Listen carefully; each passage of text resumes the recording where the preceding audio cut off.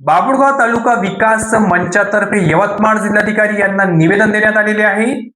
बाभुळगाव तालुक्यात बेमडा प्रकल्पाचे गेट अचानक उघडून रात्रीच्या वेळी पाणी सोडल्यामुळे नदीकाठच्या गावांमध्ये भीषण पूरस्थिती निर्माण झाली असून जलसंपदा विभागाच्या ढिसाळ नियोजनामुळे शेतकऱ्यांच्या शेतजमिनी, पिके आणि साहित्याचे अतोनात नुकसान झाले आहे।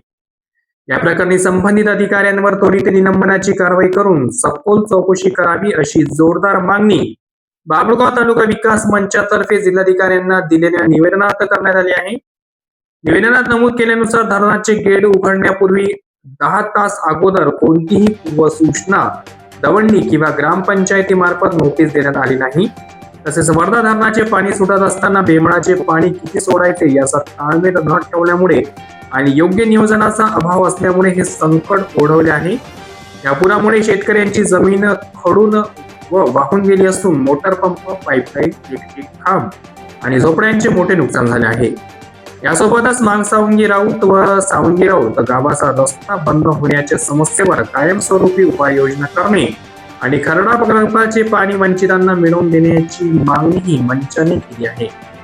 या निवेदनावर अध्यक्ष प्रकाशराव कावडे, प्रकाश जानकर, उपाध्यक्ष डॉक्टर विक्रमचंद जैन, सरचिटणीस प्रकाशचंद छाजे, सचिव पांडुरंगी बाळगे यांच्यासह सुनील मनवे, राजकुमार पडे, प्रदीपराव शिर्के, राज किसन नांदुरकर आणि विजय खवाडे यांच्या स्वाक्षऱ्या आहेत।